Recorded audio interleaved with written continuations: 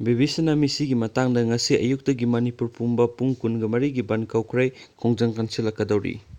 Standard Robert Higher Secondary School da class 7 tamlibi ningthaujam Babysana sanugi Misi ga mari lainana JSC na tongan demand kya talabasu laingakna matik chaba thabak paikhalakte haibigi matangda penlaba phongdokladuna July 13 gi ayuk pung 3 tagi July 15 gi ayuk pung 3 phauba Manipur pungba pung 13 gi banth kaokhre khongjang kansilak kaduri.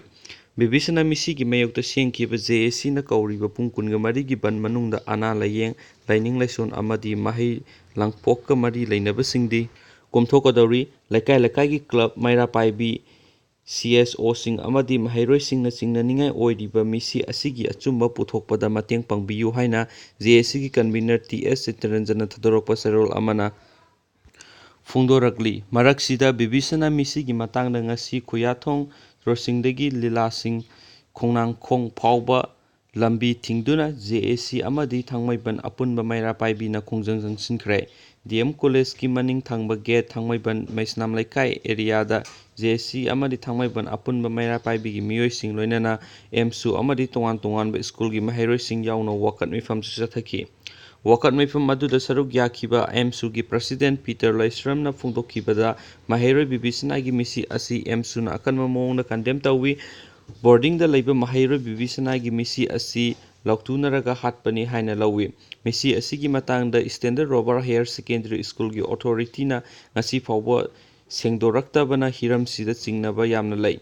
School singda leiriba hostel singi rule amadi regulation Manipur laingakna nauna semgadabani. Mahairoi kaya amana leiriba kada mahairoi ama siraga kanamata khangde haibasi angakpa poi maram aduna Misi asigi matangda achumba langla langjan phangdri phauba MSU na makhal makha kayagi khongjang changsilagani Heiri. Amaromda JSC gi amadi imung manungna phongdorakpada mahairoi Babysana gi thawai yaudraba hakchang adu tha asigi 19 gi ayuk pung 3 da siraga ayuk ki pung 13 da manam cheliba karigino. Babysana bu hana mafam amada halaga kona boarding da pusinbra haibigi singnaba phaubi Heiri. School asida mamangdasu mahairoi ani sirambagi thaudok laikhre. Mama mapana amasabu sel changna school gi boarding da thamlaga maram chadana siramba asigi thaudang Standard Robert Higher Secondary School gi authority na laugadabani haina su phongdorakki.